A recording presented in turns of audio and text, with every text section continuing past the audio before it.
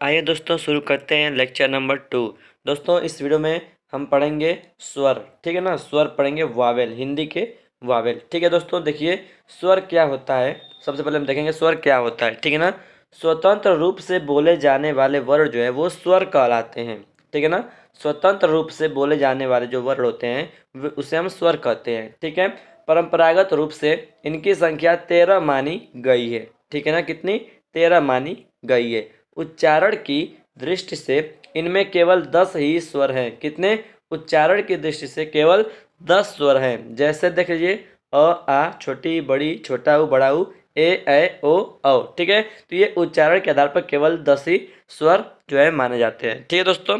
अब देखिए स्वर कितने हो गए, टोटल यहाँ पर 10 हो गए, ठीक है ना, उच्चारण के आधार पर। और परंपरागत रूप से 13 स्वर होते हैं, ठीक है। अब मैं इस स्वर को इन स्वरों का वर्गीकरण हम देखेंगे, स्वरों का वर्गीकरण, ठीक है दोस्तों। तो देखिए स्वरों का वर्गीकरण जो है, पहला जो है किसके आधार पर? मात्रा यानी कि उच्चारण काल के आधार पर, ठीक है ना, इसके आधार पर हम देखेंगे। तो फ्रेंड्स पहला आता है इसमें ह्रस्व स्वर, ह्रस्व स्वर आता है, ठीक है ना।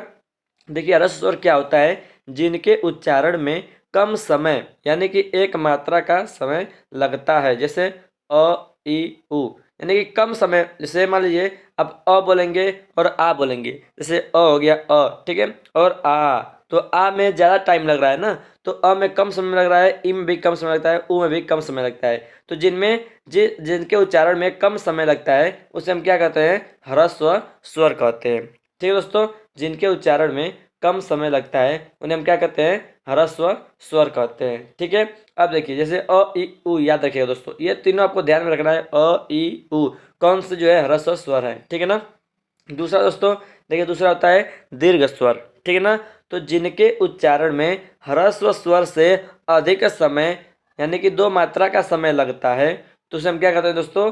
दीर्घ स्वर कहते हैं। जैसे देखिए आ, ठीक है ना, बड़ी ई, बड़ा ऊ, ओ, और आ। तो फ्रेंड्स ये जो है हमारे क्या कौन से स्वर है? दीर्घ स्वर है, ठीक है ना। एक हो गया हमारा ह्रस्व स्वर और दूसरा हो गया हमारा दीर्घ स्वर, ठीक है दोस्तों। अब देखिए तीसरा होता है एक प्लुत स्वर होता है, ठीक है ना। स्वर कितने प्रकार के? 3 प्रकार के, ह्रस्व स्वर, दीर्घ स्वर और प्लुत स्वर, ठीक है ना। इसके आधार पर मात्रा या उच्चारण काल के आधार पर, ठीक है। तो प्लुत स्वर क्या होते हैं? जिनके उच्चारण में दीर्घ स्वर से भी अधिक समय लगता है, ठीक है ना। किसी को पुकारने में या नाटक के समादों में इसका प्रयोग किया जाता है। दोस्तों प्लुत स्वर क्या होता है कि जिनके उच्चारण में दीर्घ स्वर से भी अधिक समय लगता है उन्हें हम प्लुत स्वर कहते हैं, ठीक है ना। इसका उपयोग हम कहाँ करते हैं? किसी को पुकारने में या फिर नाटक के समादों में हम इसका इसका प्रयोग किया जाता है। जैसे दोस्तों देख लीजिए, उदाहरण देख लीजिए। जैसे दोस्तों आपको बुलाना होगा किसी को, राम को बुलाना है तो आप क्या कहेंगे? राम राम, ऐसे कहेंगे ना। तो किसमें जो है ज़्यादा समय लग रहा है, ठीक है ना। तो इसको हम प्लुत स्वर कहेंगे, ठीक है ना। राम जैसे बोलते हैं ना, राम, ठीक है फ्रेंड्स। तो ये होता है प्लुत स्वर, ठीक है। अब देखिए पहला था फ्रेंड्स उच्चारण काल के आधार पर, और दूसरा जो स्वर को वर्गीकृत किया जाता है वो जीभ के प्रयोग के आधार पर किया जाता है। जीभ के प्रयोग के आधार पर यानी कि उस स्वर को बोलने में जीभ का कौन सा भाग उपयोग में आ रहा है उसके हिसाब से जो है स्वर को बांटा गया है, ठीक है ना। देखिए अग्र स्वर, अग्र स्वर क्या होता है? देखिए जिन स्वरों के उच्चारण में जीभ का अग्र भाग यानी कि जीभ के आगे का भाग काम करता है, ठीक है, उससे हम क्या कहते हैं? अग्र स्वर कहते हैं। तो कौन से स्वर आते हैं? छोटी ई, बड़ी ई, ऐ, ठीक है ना, ई, ए। तो इसमें जो है जीभ का अग्रभाग उपयोग में आता है, काम करता है, ठीक है, इसलिए इसको हम अग्र स्वर में रखते हैं, ठीक है दोस्तों। तो अब देखिए दूसरा है फ्रेंड्स मध्य स्वर। मध्य स्वर किसे कहते हैं? कि जिन स्वरों के उच्चारण में जीभ का मध्य भाग काम करता है उसे हम क्या कहते हैं? हम मध्य स्वर कहते हैं। मध्य स्वर में केवल एक ही आता है, क्या? अ, ठीक है ना। इसमें जीभ का जो है मध्य भाग काम करता है, ठीक है ना, मध्य स्वर में, ठीक है दोस्तों। आगे बढ़ता हूँ, ठीक है। देखिए तो आपको पता चल गया होगा, पहला अग्र स्वर, दूसरा है मध्य स्वर, तीसरा है दोस्तों पश्च स्वर। तो फ्रेंड्स देख लीजिए जिन स्वरों के उच्चारण में जीभ का पश्च भाग काम करता है वो पश्च स्वर में आते हैं, ठीक है। कौन कौन से? आ, उ, बड़ा उ, ओ, और आ, ठीक है। तो ये जो है पश्च स्वर में आते हैं। एक बार फिर से देख लीजिए अग्र स्वर में कौन कौन से आते हैं? छोटी बड़ी ए। ठीक है, और मध्य स्वर में बस केवल अ आता है, और पश्च स्वर में आ उ बड़ा उ ओ और आ। ठीक है दोस्तों, तो ये पश्च स्वर में आते हैं। ठीक है, अब देखिए दोस्तों, देखिए हमने जो है स्वर के दो भागों यानी स्वर का वर्गीकरण में पहला आधार पर देखा उच्चारण काल के आधार पर, दूसरा देखा जीभ के प्रयोग के आधार पर।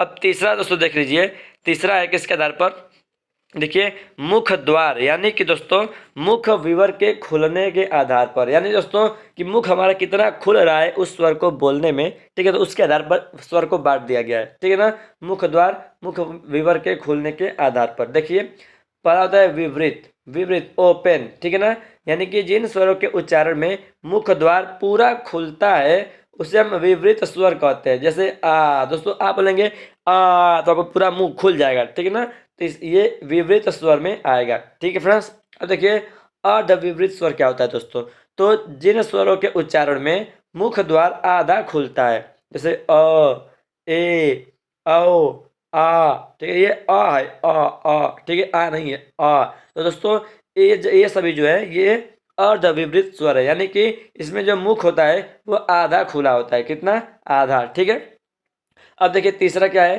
अर्धसंवृत स्वर। अर्धसंवृत, जिन स्वरों के उच्चारण में मुख द्वार आधा बंद रहता है, जैसे ए और ओ। ठीक है ना, इसमें जो मुख द्वार होता है आधा बंद होता है, बोल के देखेंगे ए ओ। ठीक है ना, तो ये जो फ्रेंड्स ये अर्धसंवृत स्वर कहलाता है। ठीक है, अब समृद्ध क्या होता है फ्रेंड्स, समृद्ध देख लीजिए, समृद्ध जिन स्वरों के उच्चारण में, देखिए समृद्ध स्वर जिन स्वरों के उच्चारण में मुख द्वार लगभग बंद रहता है उसे हम समृद्ध स्वर कहते हैं। ठीक है ना, और समृद्ध क्या था दोस्तों, इसे मुख द्वार आधा बंद रहता है। ठीक है ना, और समृद्ध में क्या होता है, मुख द्वार लगभग बंद रहता है, जैसे ई।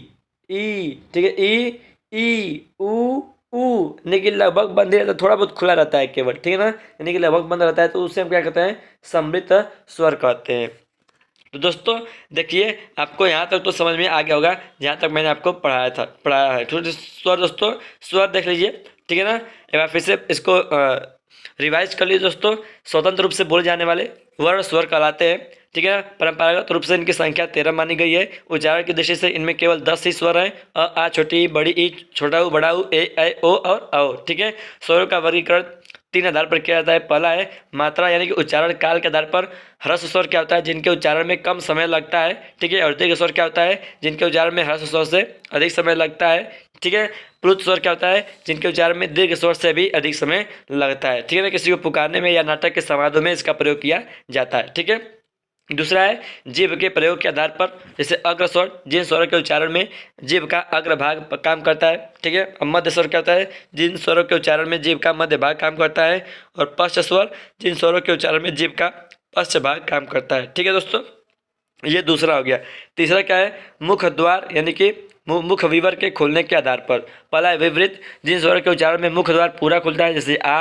अर्धविवृत, जिन स्वरों के उच्चारण में मुख द्वार आधा खुलता है, ए औ आ। ठीक है, और अर्धसमृद्ध, जिन स्वरों के उच्चारण में मुख द्वार आधा बंद रहता है, ए ओ। और समृद्ध क्या होता है, जिन स्वरों के उच्चारण में मुख द्वार लगभग बंद रहता है, छोटी बड़ी छोटा ऊ बड़ा ऊ। ठीक है दोस्तों, तो ये मैंने स्वर क्या होता है, स्वर के कितने प्रकार होते हैं और इनके वर्गीकरण कितने होते हैं दोस्तों, ये मैंने आपको इस वीडियो में बता दिया है। नेक्स्ट वीडियो में दोस्तों मैं आपको जो है स्वरों के व्यंजनों के उच्चारण के प्रकार बताऊंगा कि कहाँ कहाँ से वो उच्चारित किए जाते हैं। ठीक है ना, मुख के कौन से भाग से जो है उसका उच्चारण होता है, तो नेक्स्ट वीडियो में मैं आपको वो बता दूंगा। ठीक है दोस्तों, तो इस वीडियो को लाइक करिएगा जरूर। ठीक है ना, इतना मेहनत मैं आपके लिए कर रहा हूँ, और सब्सक्राइब जरूर करिएगा चैनल को। ठीक है ना, अपने यारों दोस्तों को शेयर जरूर कर देगा। थैंक्स फॉर वॉचिंग दोस्तों, इस वीडियो को देखने के लिए आप लोगों का बहुत बहुत धन्यवाद। जय हिंद, जय भारत, वंदे मातरम।